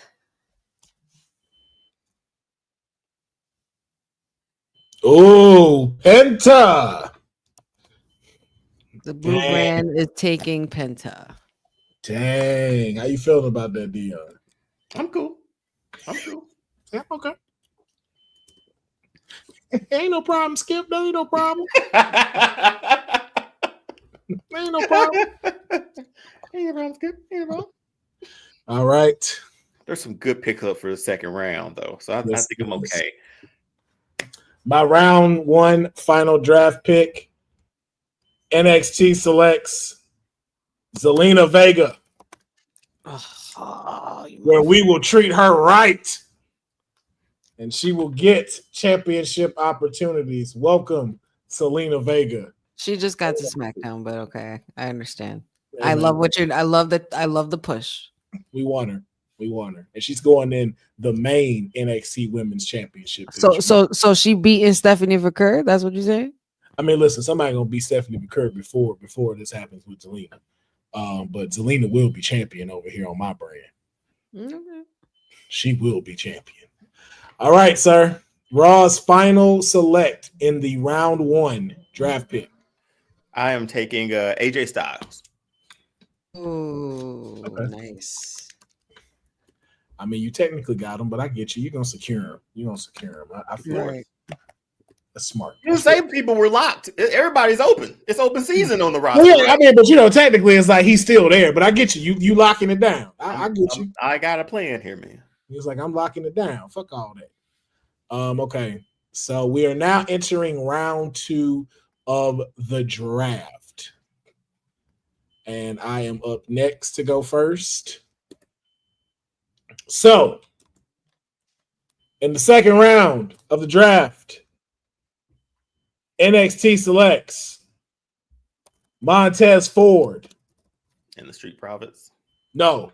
Oh, just him. Montez Ford. Well, Okay. I thought, damn. Okay. Well, all right. Scratch. We're splitting up teams and shit. I was about to take that. Yeah. Ooh, yeah. All right. I think it's it's back to you, Deonne. Your first pick in the second round. So yeah, Dirty Dom's off the board. Damn right he is. She is proud of that acquisition. She is so proud. I felt like Eric Bischoff when I took that one. Right. Give me Moose. Ooh. Monday Night Raw. I wanted him, man. Dang. Did you? Yes, I did. Oh.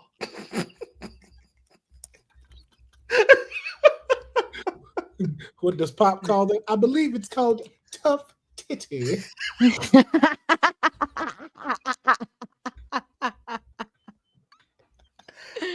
Yeah. Oh, man. R.I.P. man. John with the spoon. Man, so good.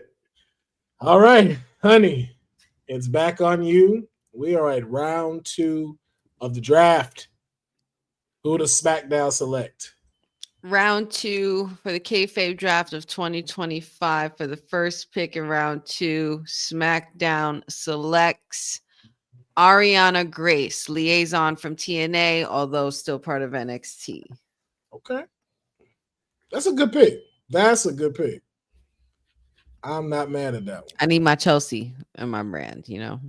Okay. Well, you are up again because he went. So now you're up again. Who is your second pick in round 2? Second pick in round 2 will be none other. Hold on. Wait, let me just make sure I look him up. He's in this one. Oh, yes. It will be none other than Gunter, the ring general Gunter. Ooh, Gunther. Yo, so you have no title on your brand, sir. You have no world heavyweight. You have no champion right now. Mm-mm. Damn. Oba. Oh, well, Oba. Oh, yeah, he got Oba. So you got the NXT title now. Oh, wait. So now let me ask y'all this question. Do titles switch or do just champions switch? I don't think we can have the title switch. Yeah, there's champion switch. Okay, so now Oba is the world heavyweight champion, Cody Rhodes is the NXT champion, and Gunther is the WWE champion. Mm-hmm. The world heavyweight. No, world heavyweight's on Raw. Oh, So okay. you got WWE. Oh, okay, yeah. So Gunther is now the WWE undisputed champion. Cody Rhodes is the NXT champion, and Raw has Oba Femi as the world heavyweight champion. Ooh, can you imagine that shit? That's hey, listen. That smells like a future prediction right there. Woo. That is yeah. All right. For our second pick in the draft, NXT selects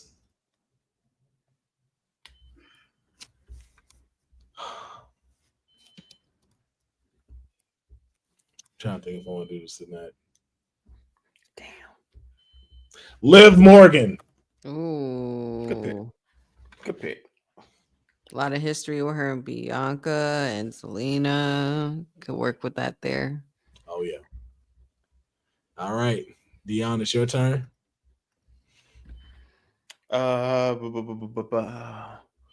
Give me Tiffany Stratton. Oh, Yuck. dang. So now she is the women's world champion. Yes.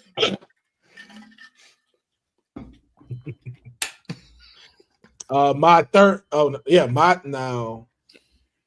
Oh no, you go again. You go again. I got it again, right? That's what I thought. Yeah. So your third pick in round 2.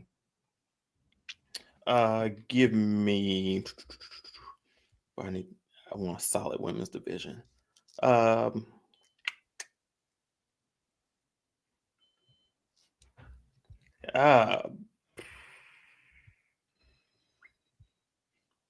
me LA Knight.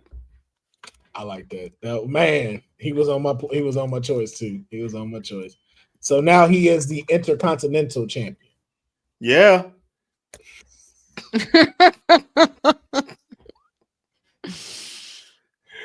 Oh man, okay. It's my go. Whew. Damn, I want both of them.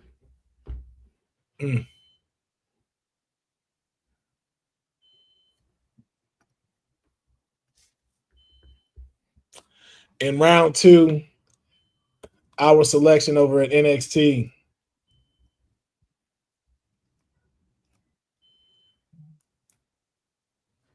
I'm so sorry for this. NXT selects the Wyatt Six. You took them all? I took the group. That's solid. You got a full roster already. I got a full roster. That's like the creative control we get to, like the creative shit we can just let them do at NXT. Look at fucking Councilman's roster, bro. Birdman hands. And you got Joe Hendry in there too. You raggedy bitch. All right, but it's your turn. It is my turn. Round 2 for the 4th pick of the Kayfabe Podcast draft in 2025. SmackDown.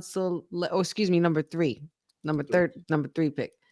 SmackDown selects Finn Balor. Ooh, that's a good pick.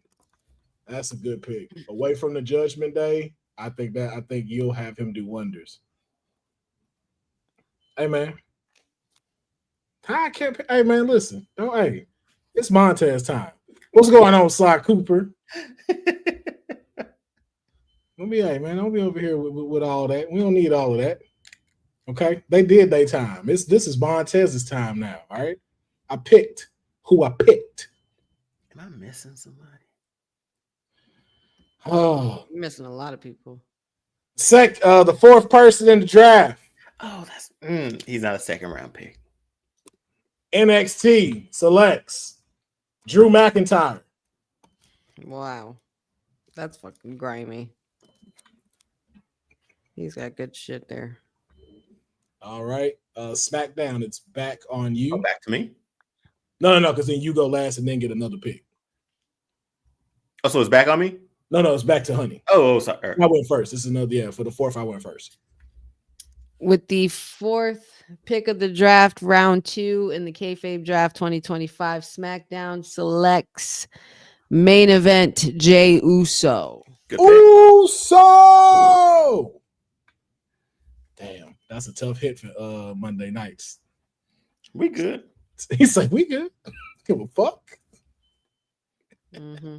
All right, it's Monday Night Raw's turn. No problem. Ain't no problem, Skip. Ain't no problem. No problem. I understand that. Wait, do I get a pick after this? Yeah, you got 2 more. This is your 4th pick. You got 1 more after this. So even at the pick, I got a lot of people up, man.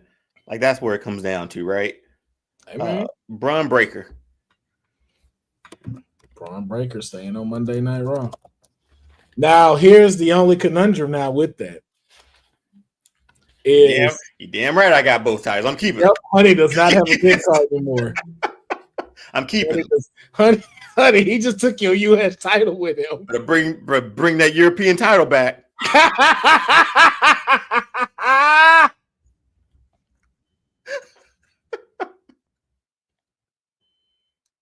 Okay, I got you, son. Damn. Oh, and then it's back on you again for your final pick. My final pick, man. This is there's a guy in NXT. I mean TNA, but I think I can get him later. This is just locking people down, right? Damn. It's up to you.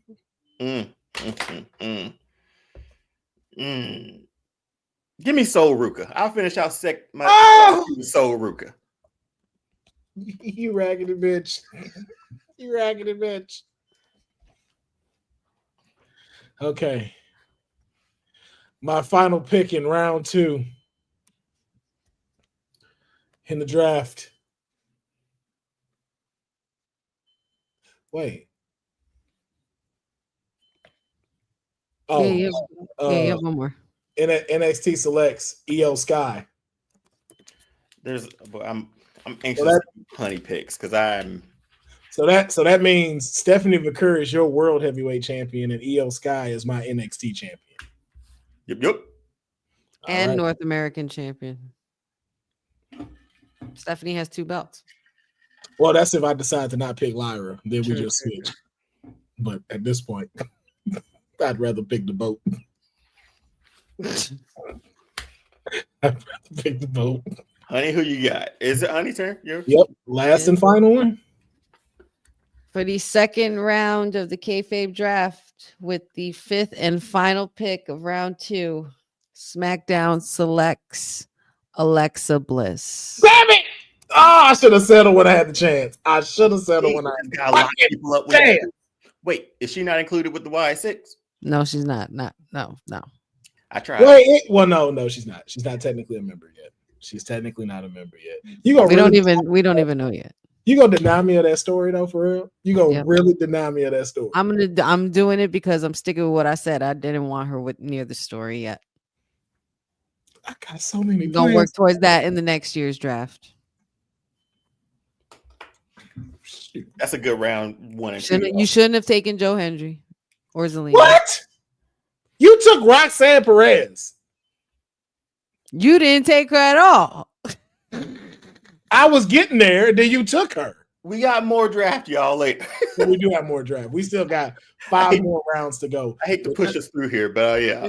No. Just to quickly checkers, y'all. Mm-hmm. Okay, wait till round 3 come up. Mm-hmm. Yeah, them shades go stay. NXT selects Bret Hart.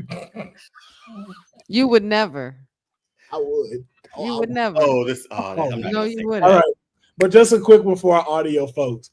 On Monday Night Raw, the first and second round, we have the number 1 draft pick is Stephanie McCool. In that same round 1, we have Roman Reigns, Rhea Ripley, Obafemi, and AJ Styles going on to the Raw brand. And in round 2 for Raw's picks, we have Moose, Tiffany Stratton, LA Knight, Braun Breaker, and Soul Ruka, all going to the flagship brand on Monday nights on Netflix. Now, moving over to Tuesday, on NXT on the CW, round 1, the number 1 draft pick was the American Nightmare, Cody Rhodes.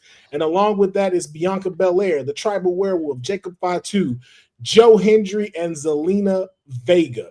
And in round 2 of NXT selection, we had Montez Ford by himself, Liv Morgan, the Wyatt Six group, Drew McIntyre, and Io Sky, all coming to the Black and Platinum brand on NXT on the CW. And of course, moving over to Friday Night SmackDown on USA, we have in the round 1, the number 1 draft pick for some reason was Matt Cardona. That on Joe Hendry, but hey. Yeah, I was like, don't know how it went Joe Hendry, but okay. I'm on 10 to my Raw playbook and roster. We're good.